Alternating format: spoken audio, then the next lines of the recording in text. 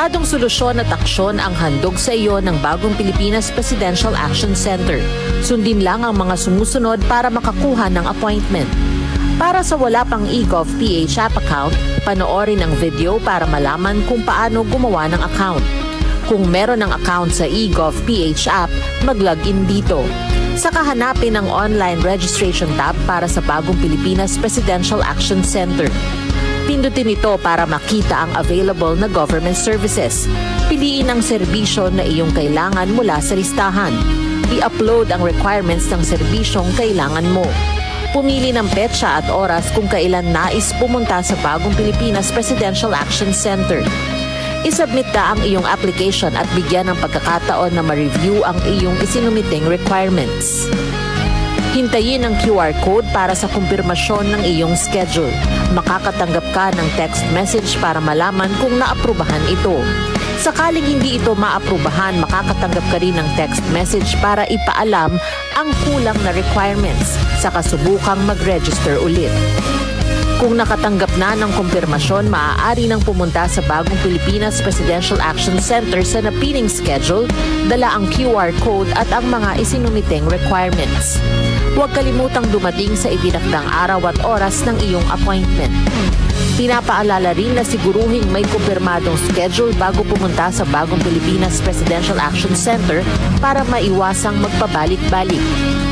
Simple at user-friendly ang pagpapa-appointment dito. Kaya wag nang mangamba dahil sa Bagong Pilipinas Presidential Action Center, tulong ay abot kamay na.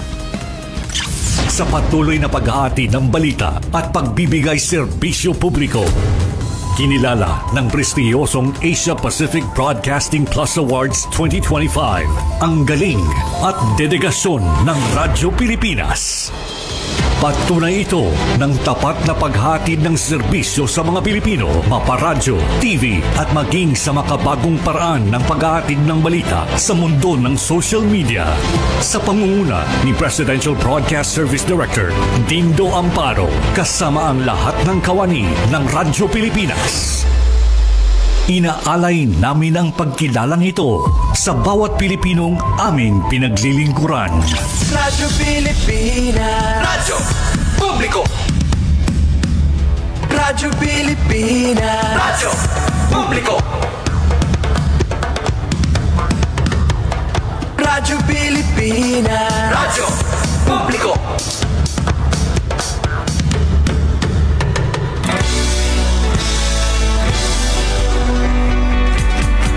Mahalagang mga balita, napapanahong impormasyon. Kami ang inyong gabay pag may bagyo at sakuna. Serbisyo ng gobyerno kapag may nangangailangan. Mga proyekto ng Pangulo, damang-dama ang pagmamahal niya. Tulay ng mga hinaing, ang problema ng bayan ating lulutasin. Tulay sa himpapawid, tulay ng pagbabago. Radyo Pilipinas, ng bagong Pilipinas. Radyo Pilipinas, ng bagong Pilipino. Mga proyekto ng Pangulo, damang-dama ang pagmamahal niya. Radyo Pilipinas, Radyo Publiko, ang boses ng Pangulo.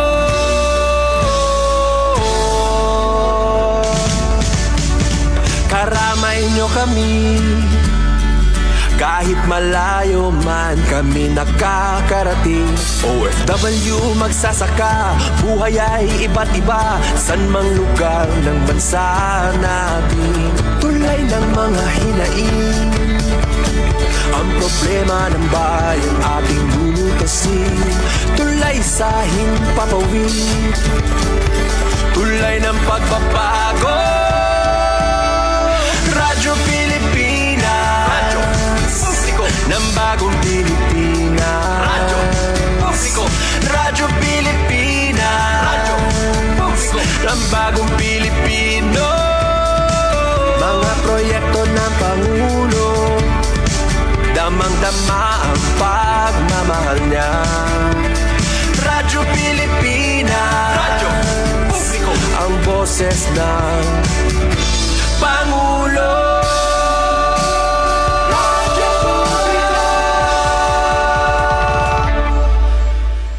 Radyo Pilipinas, radyo publiko, Radyo Pilipinas. 7 minutos na naglabay sa alas 4. Mao pa naman nga kulop sa iyong tanan mga kabugtuan. Welcome sa ningato na programa na Billboard sa Radyo Pilipinas sa Galbayog, Radyo Periodiko. Kaupod ko sa kontrol si Munit Perito nga si Engineer Joven Gardinas. Nga ako naman yung sangkay isurugon sa kanginan Jean Navilon. Makakaupod niyo tubtub alas 5. Adyan natin pan-abrigana nga karantahon. Pampasigla nga tugtugin.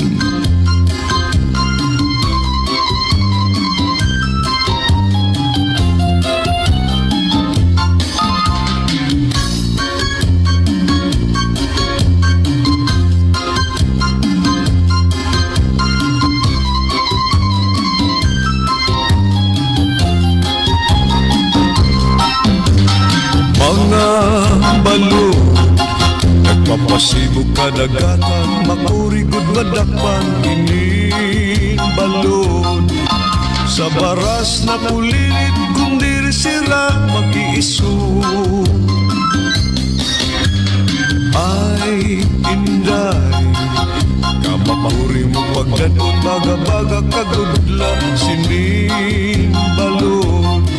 Kung nasisina malakat ka, nag-uusahan ko sa tabi. Kay ano, kaginbayaan mo ako, waray na balod, ininlawas ko. Hain na ang mga haplas mo, nailiw na ang baras kan bato.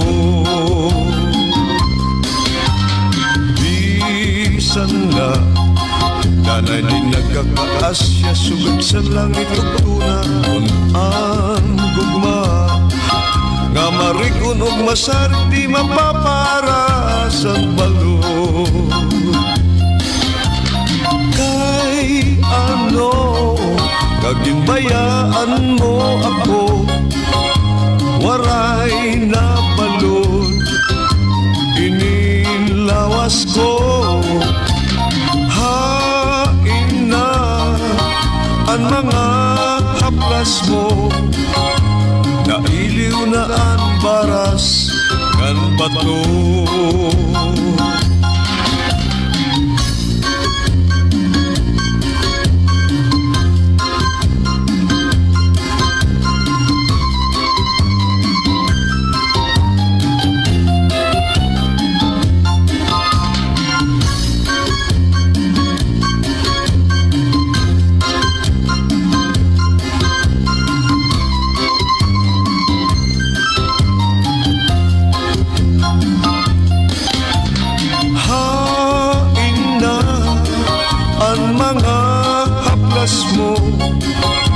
Nailiw na ang baras kan bato.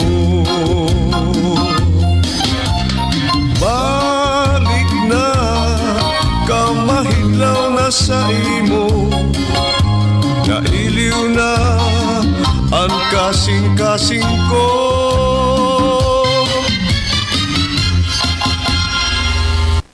Alright, oras naton mga kabarangay, 11 minutos ang naglabay sa alas 4.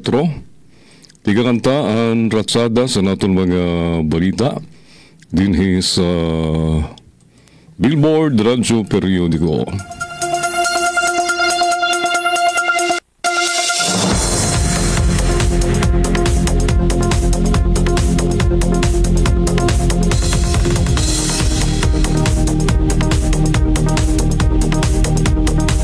PBB PBBM ginpapapura zero billing sa mga ospital. Kung sumulod ka mo sa mga government hospital, waray ginaka mo pagbabaydan, mao ini ang ginpapapura ni PBBM. Ginmanduan ni Pangulo Ferdinand R. Marcos Jr. si Health Secretary Teodoro Herbosa nga siguraduhon nga epektibo ipapatupad ang zero billing o waray pagbabaydan miskin piso sa katanan nga mga pampubliko nga ospital sa nasod. Ginbisita sa Pangulo ang Eastern Visayas Regional Medical Center sa Tacloban City, Leyte, agud personal nga makitan ang pagdumara sa zero billing para sa mga pasyente. Siring San Presidente nga nabalitaan sini nga hamubo ang pila kung danay pero sa nagitan sini maayos naman nga kabisadon daw sa ospital ang angay nga himuon. Ang aking kay Secretary Herbosa, make sure na hindi lamang dito alam ang dapat gawin. Ito, kabisado na nila ang procedure na lahat ng mga ospital natin ng Department of Health. Siguraduhin natin na alam ng mga ospital natin ng DOH ang gagawin para hindi masyado mahirapan ang mga pasyente. Siring San Presidente. Ginpahayag pa ni Pangulong Marcos nga ilarom sa zero billing, waray na dugang nga bayad, waray dugang nga dokumento ngan paperma nala antes gumawas ang nako-confine nga pasyente.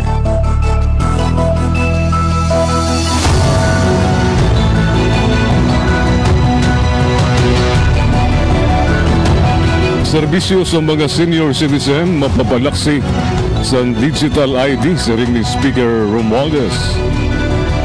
Kumpiyansa si Speaker Ferdinand Martin Romualdez nga mapapalaksi sa Digital National Senior ID ang serbisyo para sa mga senior citizen.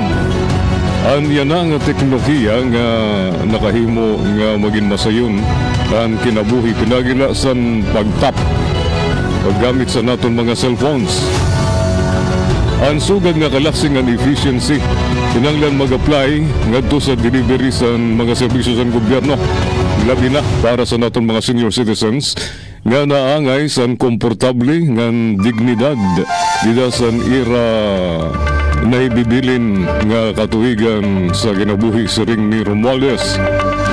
Dinagis ang eGov PH app dagmit nga makikitan sa naton mga senior citizen ang ira mga benepisyo nga serbisyo diri na kinahanglan sa halabangan pila o dugang abala dugang paniya. Didangani sa aton sa Calbayog City Hall may da eGov app ngayon may kita dako ini nga TV pagsulod gud niyo pero danay sarado ini danay diri naka-open pero may biyan sa siluwat nga naka-on ini nga dako nga TV kanan eGov ini pwede niyo magamit ini nga serbisyo. Sumalakan Romualdez ang Digital NSCID o ang gintatawag nga Digital National Senior Citizen ID.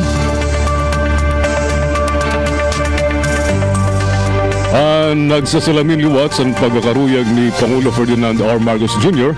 nga himuon nga moderno ang panimangno nga may apiki ang serbisyo publiko sa kada Pilipino.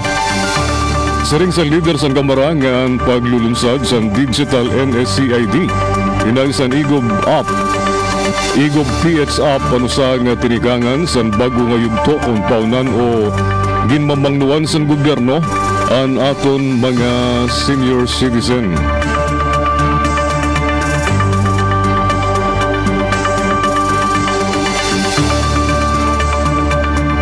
Mga nagdaog sa Jollibee Burger Promo halatado nga AI siring sa DTI. Igin kumpirma sa usang opisyal sa Fair Trade Group sa Department of Trade and Industry nga si Attorney Regino Malyari Jr. nga lehitimo ang igin pagawas nga burger promo sa Jollibee tungod kay rehistrado ini larom sa DTI Fair Trade Permit number F-TED 280836 series of 2025. Sa interview sa radyo, siring ni Malyari nga diri naman ini ang una ka beses nga nagumaya sa promo. Nasabi nga kumpanya sa katunayan daw maayos naman ang naging dalagan sa nayuna nga duha nga promo. Ngayon na la ini nagka-problema. Siring pa ni Malyari nga basal sa inisyal nira investigasyon, halata nga AI generated ang mga ngaran sa mga nagdaog. 17 minutos na naglabay sa alas 4. Mabalik up mga kasanggayan kauman sa mga pahibaro sa kontrol. News and current affairs. Top stories of the day. Business, sports, music, and entertainment. Dadalhin sa inyo ng mas pinaganda, mas pinalawak, mas pinalakas. Radyo Pilipinas. Radyo Pilipinas Calvayo. DYOG 882 AM. Ayon sa Labor Force Survey ng PSA, akala ko dati sobrang mahal ng tablets. Pero dahil sa ASEAN, halos zero na ang buwis sa tech imports. Kaya mas affordable na sa mga tulad kong estudyante. Sa digitized custom system ng ASEAN, mas mabilis dumating ang mga learning gadgets. Mas konti ang delay, mas marami ang matututunan. Mas madali na mag-source ng parts at accessories ngayon. Dahil sa trade agreements ng ASEAN, mas mabilis ang cross-border shipping at mas mura ang gastos. Dahil sa mas malawak na internet sa ASEAN, kahit sa probinsya nakakabili na kami ng tech online. At maraming ASEAN-made products na good quality. Abot kaya pa. ASEAN supports local innovation. Meron tayong mga hubs na tumutulong sa mga inventors at startups gaya ko para protektahan ang ideas at gawing negosyo. Hindi ako techie, pero ngayon marunong na ako magbayad at tumanggap ng QR gamit ang phone. Dahil sa ASEAN, mas accessible ang technology kahit sa maliliit na negosyo. Dahil sa digital trade provisions ng ASEAN, mas maraming tech brands online. Nakaka-order ako ng gadgets at accessories na dati ay imported lang. Ngayon, mas mura at legal. Dahil sa ASEAN, mas abot kaya ang tech, mas mabilis ang access, at mas maraming oportunidad para sa lahat. Innovation across borders para sa bawat Pilipino. Oras nato na hingada na sa 19 minutos ang naglabay sa alas 4. DOJ Undersecretary Andres OIC sa NBI kasunod sa pag-resign ni NBI Director Santiago. Iginrekomenda sa Department of Justice ang era Undersecretary nga si JC Andres agud maging OIC sa National Bureau of Investigation kasunod sa resignation ni Director Jimmy Santiago. We can't have a gap of interruption in what we are doing in the NBI, especially now that we are fighting against the inshore gaming operators. Kinanglan nato ng NBI yada sa era top form, explicar ni DOJ spokesperson Maiko Clavano. Iginkagulat naman ni Justice Secretary Jesus Crispin Rimulya ang pagre-resign ni Anay Manila Regional Trial Court Judge Jaime Santiago bilang direktor sa NBI. Sa interview sa Lunes, Agosto 18, siring ni Rimulya, nga utro niya hampahon si Santiago parte sa pag-resign sini. Sumala sa iya, saglit sira nga naghambang sa telepono sa nga Sabado. It came as a surprise to me because I was on leave when everything was happening, pahayag ni Rimulya. Dugang pa niya, ginamin sa niya suok nga sanggay nga di rin na ini komportable sa iya trabaho. Baga, there was a great deal of discomfort pulong pa sa sekretaryo.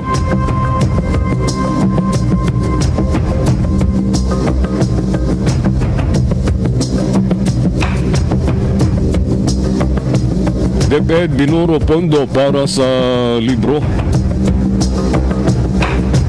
Nasilip ang hamubo nga disbursement rates sa DepEd sa pagpalit sa textbook ng iba pang instructional materials and sa computerization program sini sa 2022 ngan 2023.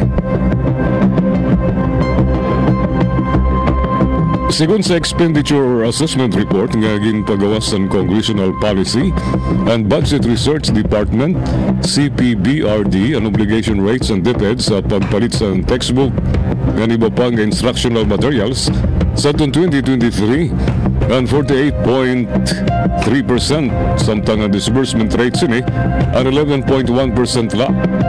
Sa 2024, ang obligated rate sa ahensya ang 61.3%, samtang ang disbursement rate sini ang 17.2%.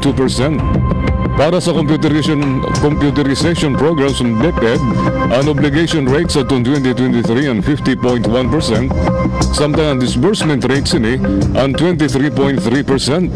Sa 2024, ang obligation rate sa nasabing programa ang 91.7%, samtang ang disbursement rate ang 45.9%. Sigun sa CPBRD, nagpababilin ang kabaraka sa kawadan sa kakayanan sa maayos sa gobyerno nga magamit sa oras ang ginobligasyon ni nga pondo sa aktual nga produksyon o pagdistribuer sa serbisyo sa publiko. Ang disbursement rate mao ang ratio sa pagbabayad para sa nahimo o na-deliver nga produkto o serbisyo sa ginobligar nga pondo. Value for money, which is the main concern of operational efficiency, is undermined when some government agencies are not efficient in utilizing the budget given to them, siring sa CPBRD sa report sini. Si Vice President Sara Duterte, ang Education Secretary, tigang Hulyo 2022, tubtob Hunyo 2024, siya ang giliwanan ni Anay Senador Sani Angara. Grabe yan naitabo dito sa Pakistan. Masobra na 350 nagamatay tungod sa grabe nga babaha sa Pakistan. Kira ka yukot ng mga tao i-evacuate. Umabot na sa 351 katao ang nagamatay. Kauman ang mga pag-anas ng tuna ng pagragasa sa baha sa Khyber Pakhtunkhwa, Pakistan sa Domingo. Sa sumatotal, 541 na ang nagamatay sa bugos nga nasod. Kinigangan sa Hunyo 2 tungod sa makusog nga paginuran nga ginsusumpay sa climate change. Ginagagrabe nga gintamaan ang Buner District, partikular sa Perbaba ngan Malikpura, kundiin ginanod ang dusay-dusay nga mga kabablayan ng damo nga residente ngan diri waray ibakwit. Kadaman sa mga bitima ang mga bata ngan kalalakinan, samtangada sa kabukiran ang mga kababayanan sa rumagasa ang baha. Sigun sa Provincial Disaster Management Authority, 351 ang nagamatay yan ang simana sa Khyber Pakhtunkhwa ngan Gilgit Baltistan, samtang masubra 3,500 nga turista ang ginibakwit tigang sa iba-iba nga mga lugar. Mga paigiyapon din sa Pilipinas ano kay Kristiyano kita. Maampuon, damuaton mga kamadrihan, mga konvento, mga monasteryo, sa mga kamadrihan nag-aampo sa bugos nga Pilipinas nga diri kita mabiktima sa mga magkarit, mga grabe nga mga trahedya. Dito igampuluat naton ining aton mga kabugtuan nga Asyano dito sa Pakistan. Muslim nga mga lugar nga diri sa raw-raw-rahon sa mga kalamidad durot sa climate change o bago-bago sa aton klima.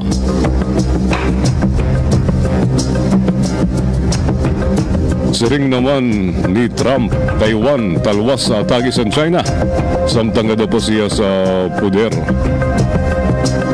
Iginbulgar ni iginbutiyag ni US President Donald Trump ngaging siguro sa iya ni Chinese President Xi Jinping nga diri sa sakupon sa China ang Taiwan, samtang siya nakalingkod sa White House. I will never do it as long as you are the president, dugang ni Trump. Siring liwat ni Xi nga matyaga ang China ngan gaya sini maghulat. Iginkilala sa Chinese Embassy sa Washington ng Taiwan bilang pinakaimportante ng sensitibo nga usapin sa relasyon sa US ng China. Kadungan sini nanawagan ini sa Washington nga sundon ang One China Principle ng mga kasunduan diplomatiko. Samtang waray pa direktang mabaton ang gobyerno sa Taiwan sa isyu, pero sigun kan Wang Tingyu sa Democratic Progressive Party, intatagan nila importansya ang suporta sa kaalyado. 26 minutos na naglabay sa alas 4 nga dito sa opinion page. Sa payagan na banti una sa balita, Panjitos Adictos. Kolom ni Raymar Fields, spy on the job, sining payagan. Nababaraka ang piranaton nga ayudanatics nga Kurimaw. Natungod sa niyakan ni PNP Chief General Nicolas Torre III, nga tanan sa adik magraksot, mapalitan ang lyrics sa nusa nga sikat nga kanta nga era idol nga si Andrew E. Katikan sa humanap ka ng pangit, magiging humanap ka ng adik. Sadto naglabay nga semana, naging mapaso ang talakayan sa social media parte sa usapin sa marijuana tungod sa naitabo sa pera nga kabataan nga nangisay tungod la daw sa ginhit-hit nga kakaibang nga sigarilyo nga gintatawag nga tuklaw. Naibaruan nga ginsiring nga tuklaw ang gingamitan sa ibang nga klase ng dahon nga baga tobacco, tabako, pero mas matapang kumpara sa ordinaryo nga tabako nga iginbubutang sa UC. Ang iba ginbubutang ini sa papel, ginlilikidla. Labot nida, may haluluwat ini nga synthetic cannabinoid ang tuklaw, sanglit baga ginatagis ang epilepsy ang nakahit-hit sini. Ang synthetic cannabinoid, ano sa nga klase daw sang chemical nga nagsusuga sa epekto sang cannabinoid nga nakukuha naman sa marijuana. Ungay sa mga epekto sang cannabinoid maginlutang. Ang utok san makakahit-hit ba, malupad kawod. No? Magan pamati mo nalupad ko. Sobra kahay. Gan kung masobrahan naman nagiging praning. Ito nga, kay baka ka nagiging narorubat, ani mo ulo, ani mo pinsa. Nalilipong ka dayon.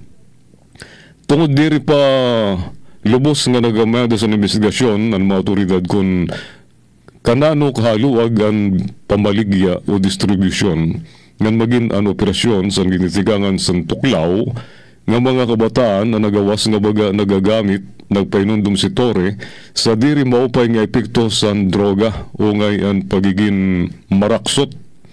Siring ni Torre, walang mabuting idudulot sa inyo yang tuklaw, yang droga na yan. Ang bottom line lang dyan, wala pa akong nakitang adik na maganda at guwapo. Lahat ng adik pangit. Da naman nagraksot niyo nawong napasibayan na niyo. Adis na kamo, ano? Ang pirang netizens may violent reaction sa yakan ni Torre. Naging pipinsar nga gin-generalize ginlalahat sa PNP chief nga adik ang mga magraksot. Pero klarado naman sa yakan ni Torre nga adik ang magraksot. Wala niya iyakan nga pabaliktad nga basta pangit matik nga adik. Sanglit diri angay masakitan ang mga magraksot tungod kay may kasabihan nga waray naman pangit sa kalibutan. Sadyang may mga tao nga dirila maghusay, dirila magwapo.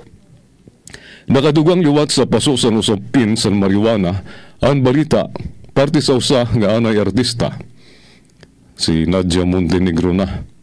Ngayon na staff sa usa nga senador pero nag-resign na sa trabaho.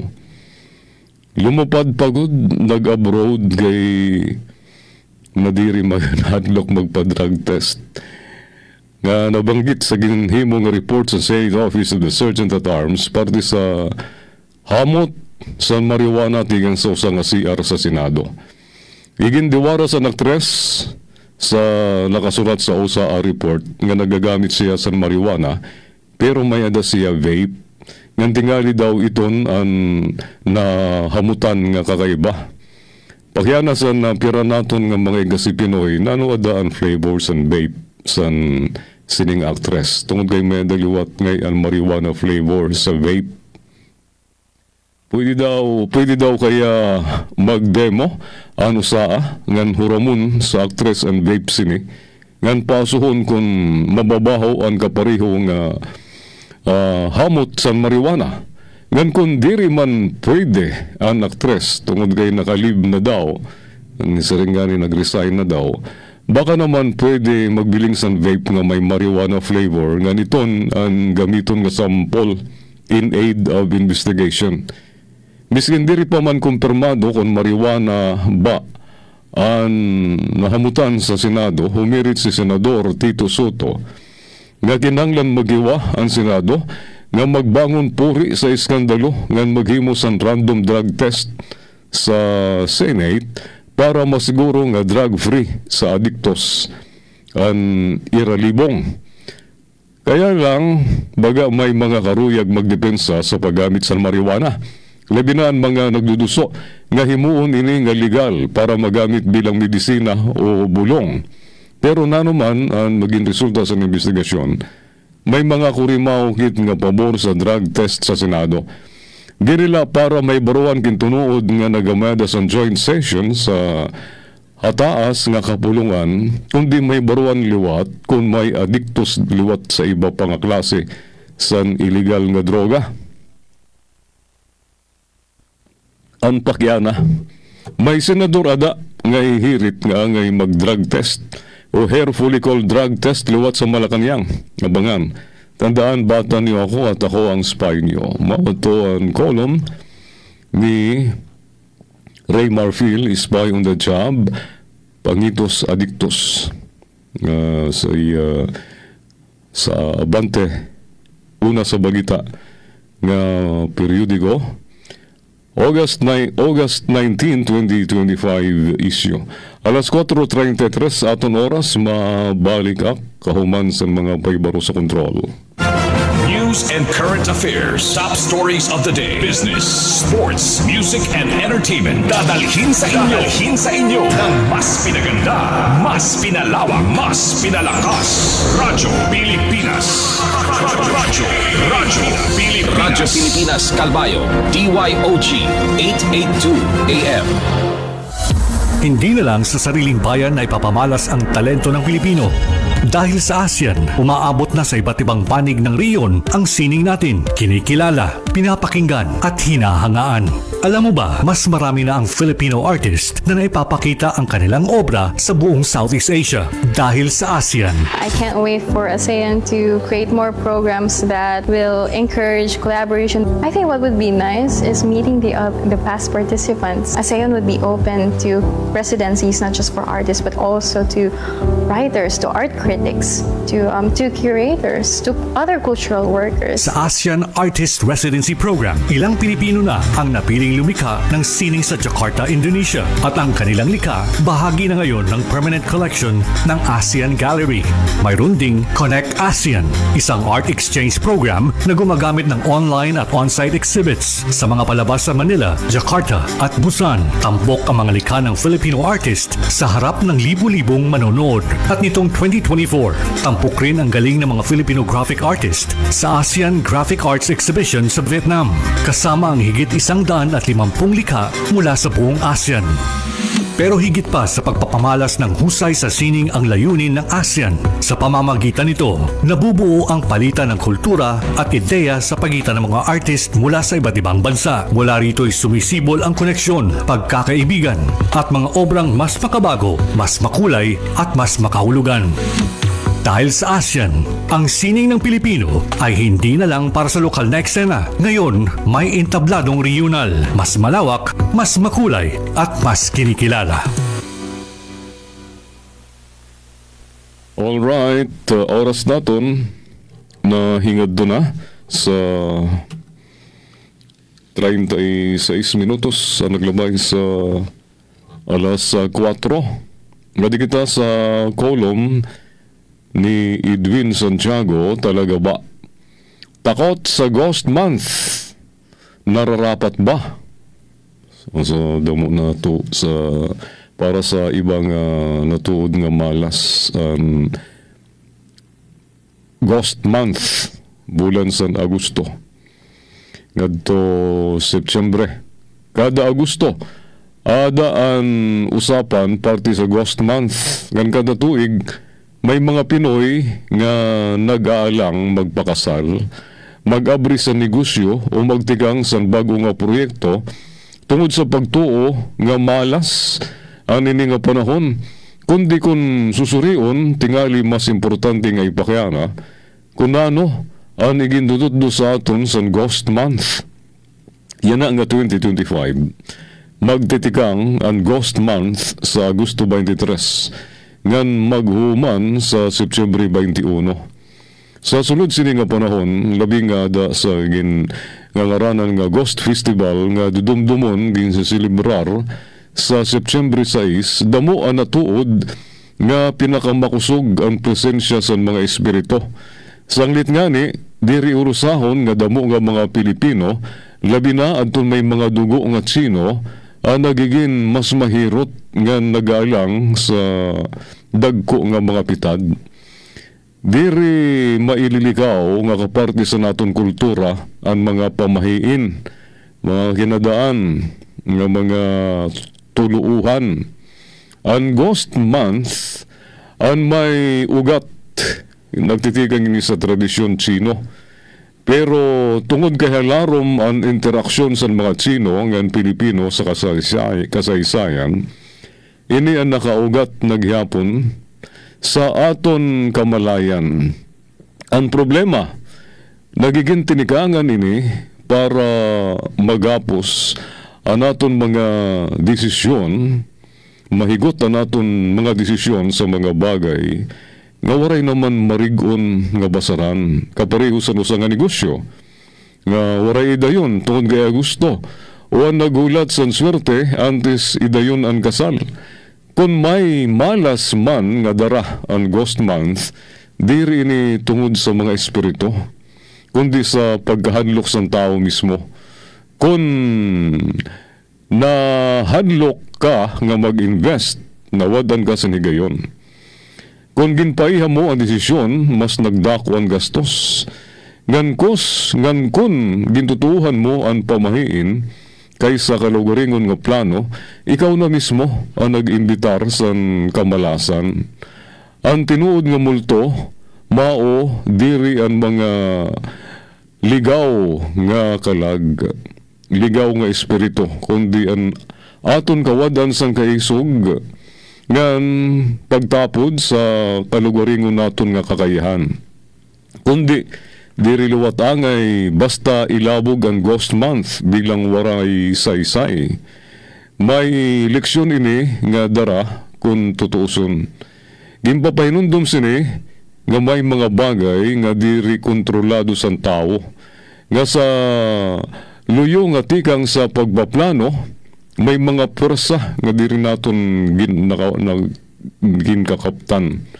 Kung babalik taron, pwede himuon nga higayon ang Ghost Month para sa pag-ino-ino, pagninilay.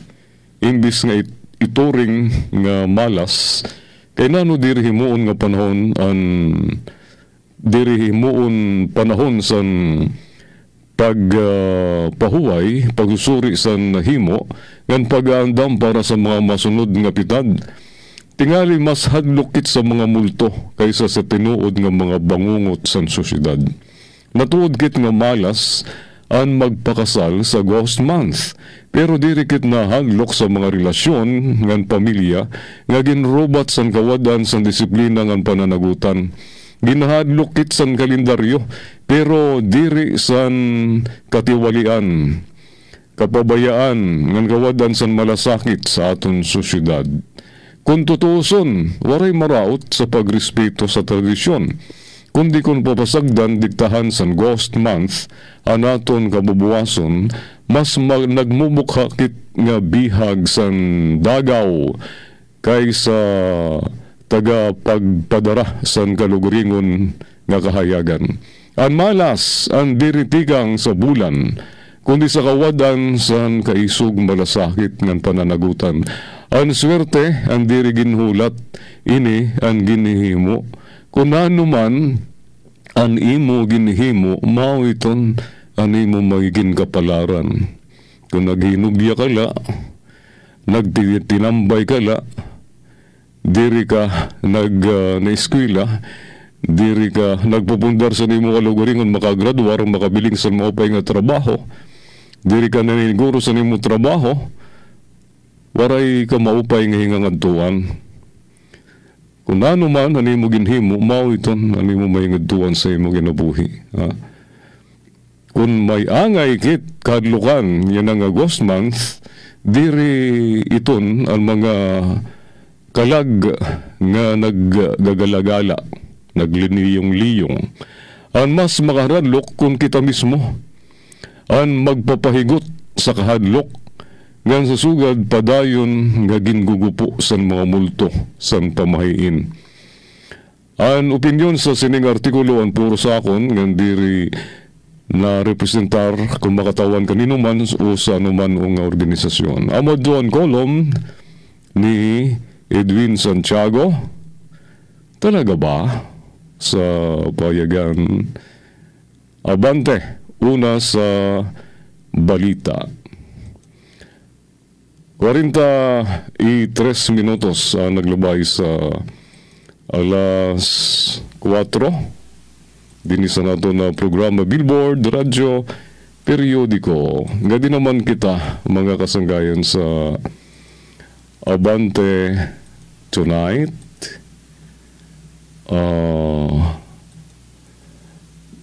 Nano ba yan na ang mga issue nga ginlatag dito sa opinion page sining pahayagan. Gyera sang PNP, NBI. Kolom ni Boyet Hadulco for the record. August 18, 2025 issues ang Abante Tonight. Baga may gyera yan sa sulod san hanay san PNP. Kauman baliktaron sa National Police Commission na Polcom. Anay unang sugo ni PNP Chief General Nicolas Torre III nga ibalhin sa pwesto ang tracing opisyal sa National Police. Sa ginpagawas nga resolusyon sa Napolcom nga permado ni DILG Secretary Juanito Victor Junvic Remulla bilang chairperson, gintagan doon sini nga miskin may puder ang PNP Chief sa reassignment sa mga opisyal sa third level position sa larom sa Republika Acta 6975, may puder liwat daw ang Napolcom nga i-review, aprobaran, baliktaron o i-modify ang mga reassignments ng ranking officials sa PNP. Klarado nga pumalag ang tracing official sa ira reassignment. Klarado liwat nga diri solido ang PNP kan Torre. Kung kapot kasi ni Torre ang bugos nga kapulisan, waray opisyal nga magpapabulig sa Napolcom. Gingklaro naman ni Torre.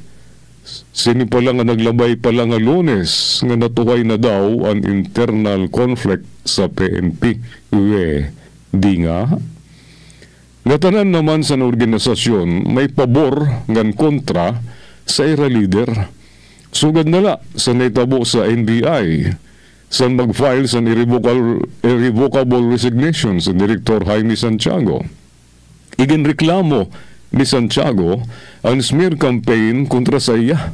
Partikular, ang isyu nga usa nga Paul Tangkad daw ang nagkukulikta sa payola para sa iya agud diri magalaw ang mga illegal nga online sabong operator ng Philippine Offshore Gaming Operator, POGO. Baga diri lay ni naubatian naton nga reklamo kontra kan Santiago. May mga report kasi nga ginbutang niya ang chief sa Cybercrime Division nga 10 anyos pala nagtatrabaho sa NBI. Ginsiring sa report nga baga para maging happy sa CCD o Cybercrime Division, kinahanglan ang average nga serbisyo sa ahensya ang 17 to 20 anyos. ginbanggit liwat sa report nga malaksi ang pagtataasan ranggo sa nasabing nga hepe ngan nasagasaan naligis ang pera nga veterano na sa NBI. Usa liwat daw sa gindumit sa NBI mao pagkakadabi sa Special Task Force STF unit sa palpak nga raid sa usa nga Chinese school sa Malolos, Bulacan. Sa diri pala maiya tungod sa ginatapan nga Pogo Hub daw ini.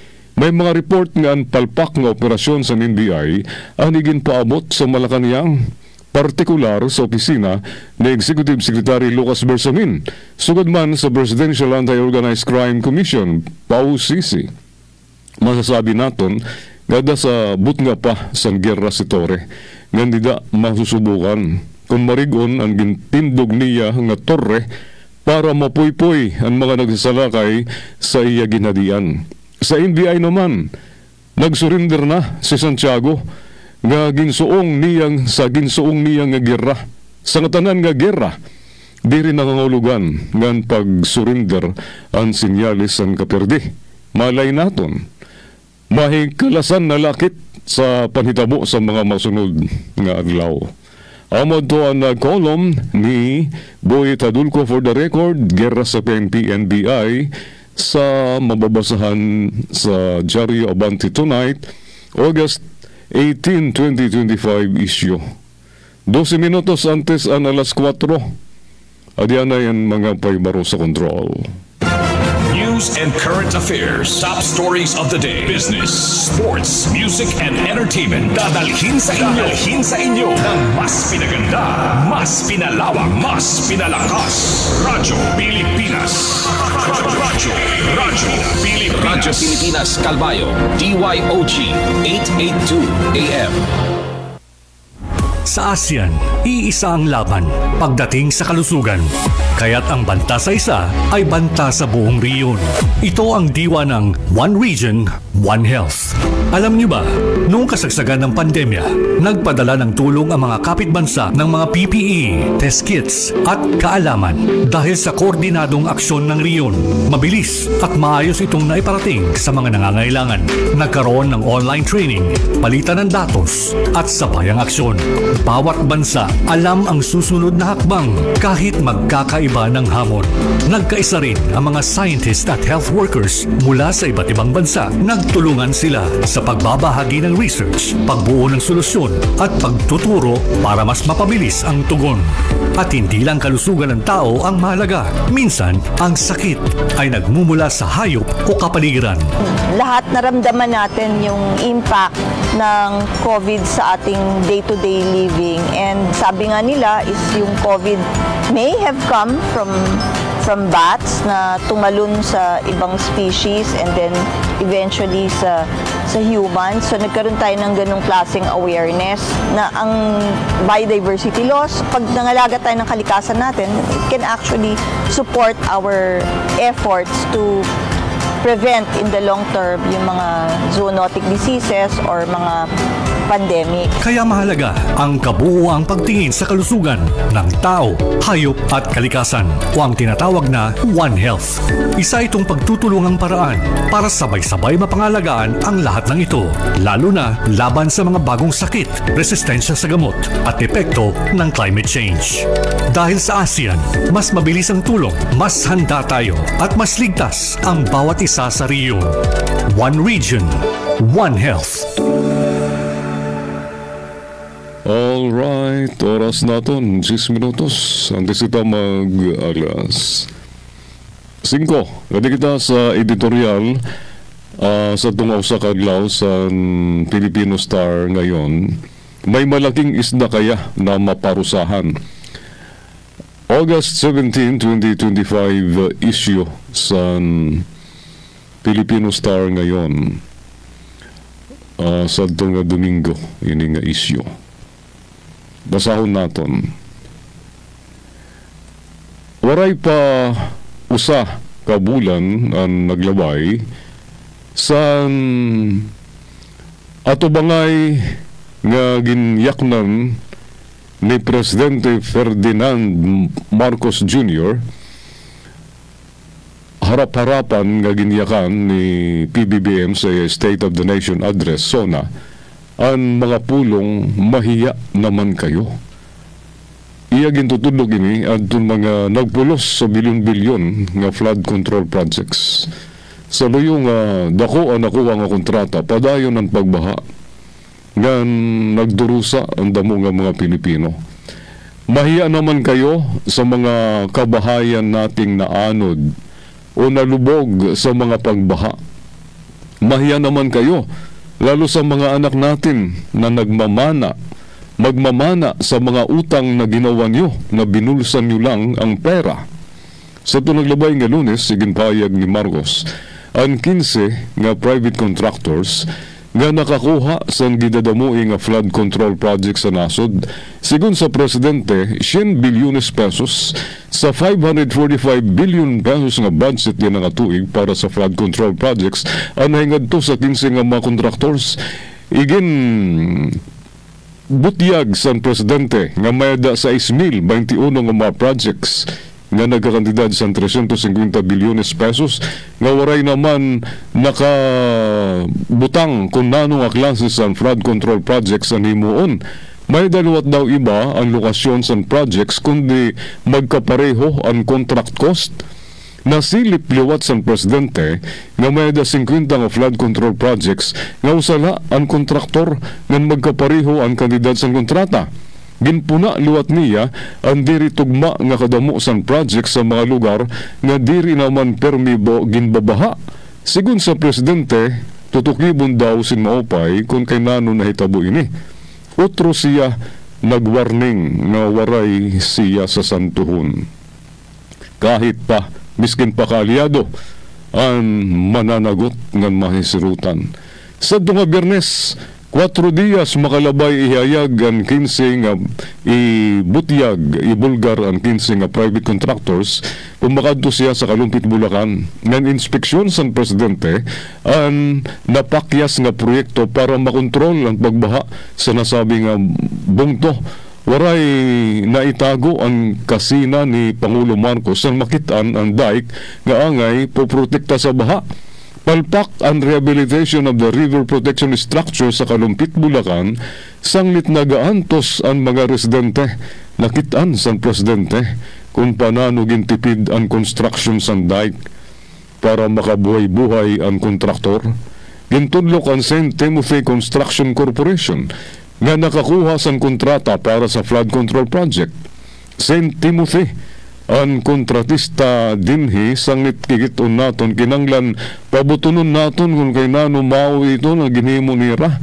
Mas mabuti pa dapat pumunta sila rito, makita nila gaano kahirap ang buhay na binigay nila sa mga kababayan natin, siring ni PBBM. Sa Nauhan, Oriental Mindoro, nasinaliwat si Oriental Mindoro Governor Homerlito Bons Dolor sa inspeksyonon ang narumpag nga flood control project sa Barangay Mulawin, Nauhan. Palpakliwat ang project nga gingastusan sa bilyon pesos pero may nagbabaha sa Nauhan. Damuan ng pulos sa bilyon-bilyon pesos nga pundo nga flood control project ang pakiana may mga nasirutan na ada nga mga malalaking isda. Amad to ang editorial sa itong Domingo nga isyu sa Pilipino Star ngayon.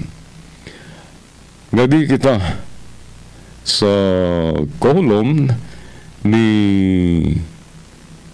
Jarius Bondok, mga gamit sa palibot, pansina, kapaa.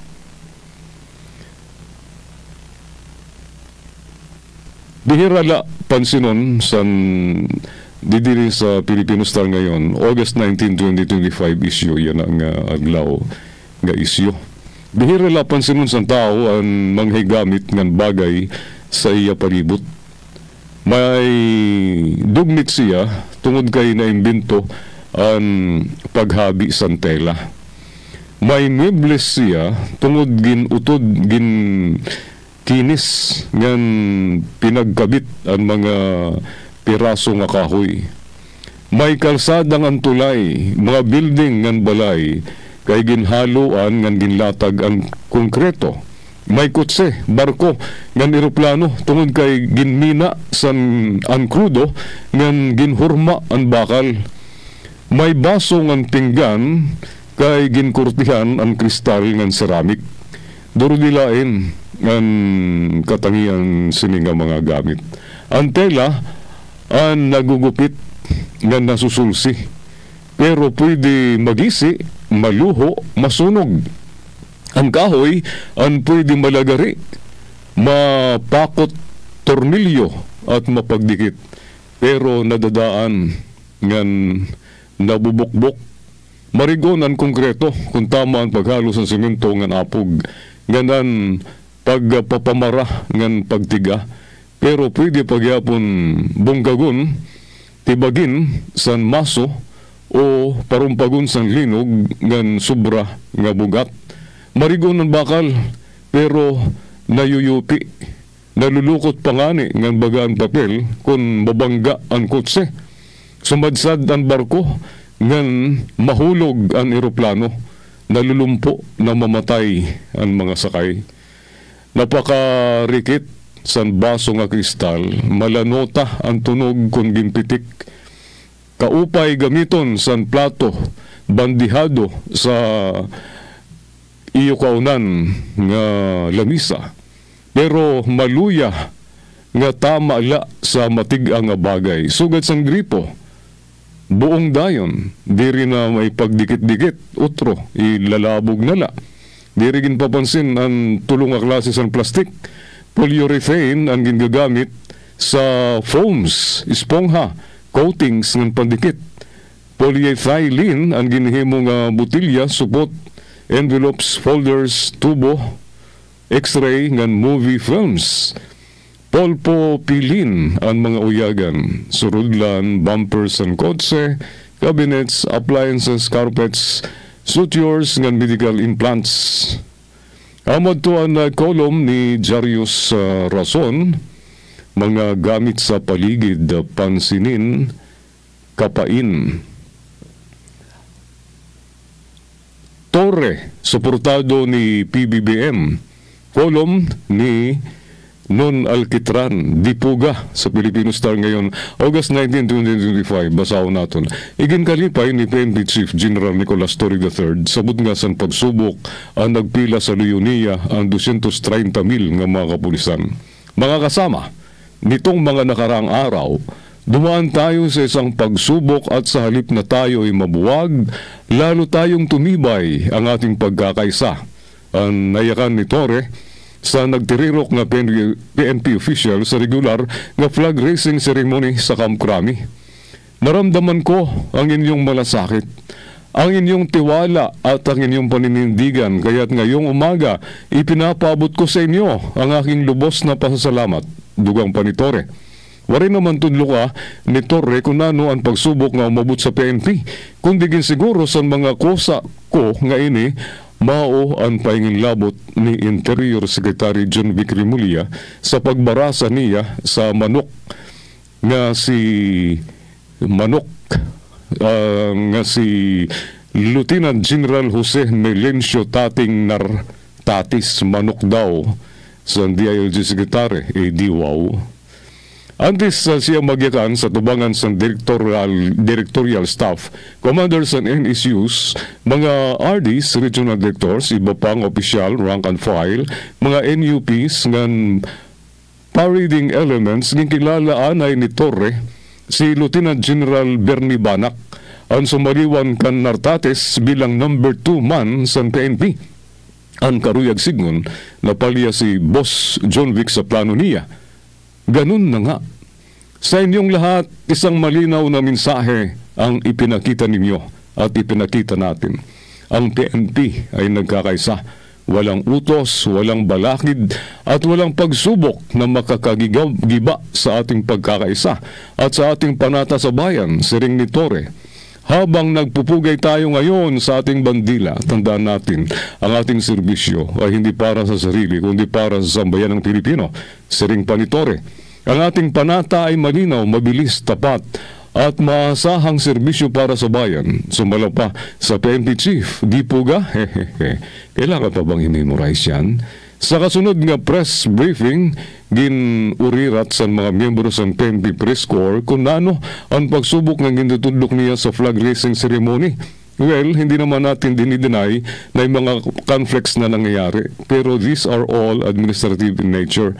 Natiwala ko ay mariresolve within the organization, siring ni Torre, na waray naman sigurado ko na reshuffle ni Nartates ang iya gindutudlok. Tingnan na lang natin in the next few days. Kung wala, it stays. Kung meron, it did not stay. Ispligar na Torre. Natuod si Torre, ngan iringan nira ni Boss Junvic ang mariresolve sa sulod sa organization. Mismo, ika nga, makukuha ito sa dialogo. Amad to, di rin na natin tapuson, gawa rin na kita oras. Ini nga kolom ni Non Alquitran Di Puga sa Filipino Star ngayon. Torre, suportado ni PBBM. Kaya diyan natin news update. Mula sa pinakamalawak na newsroom sa buong Pilipinas, ito ang Radyo Pilipinas News Update. Isyo sa zero billing, waray kang pagbabaydan sa mga ospital sa gobyerno. Re-resolbahon sa ring ni PBBM. Karuyag ni Pangulo Ferdinand R. Marcos Jr. nga batunon ang mga isyo nga nagpuputos sa implementasyon sa zero balance billing system sa iya pandistribuer sa mga ambulansya sa Ormoc City, Leyte. Siring ni Marcos nga may siya mga nabatian parte sa nagindangatan sa pira nga pasyente ungay na dinhi ang halabang nga pila sa mga ospital. Sanit para masuri kunungod ang nabatian nga balita personal nga ginbisita sa ospital sa Tacloban San Presidente para tistingon ng personal nga surion ang implementasyon sa nasabi nga programa. Karuyag liwat matuway ni PBBM ang outpatient service kundiin ang pasyente matapos magpakonsulta ng matagan sa resita ang kumadto sa pharmacy ngan matatagan sa libre nga bulong.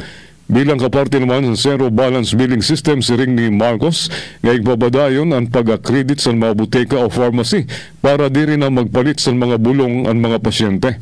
Neuna na ginsiring ni Pangulo Marcos sa State of the Nation address na sa Hulyo 28 nga babatunon sa mga DOH hospitals ang mga garastuson sa mga pasyente para waray na pagbabaydan ang tanan nga mga pasyente. Amad to nato na news update. Jean Navilon, iutag notisya. Mula sa pinakamalawak na newsroom sa buong Pilipinas, ito ang Radyo Pilipinas News Update.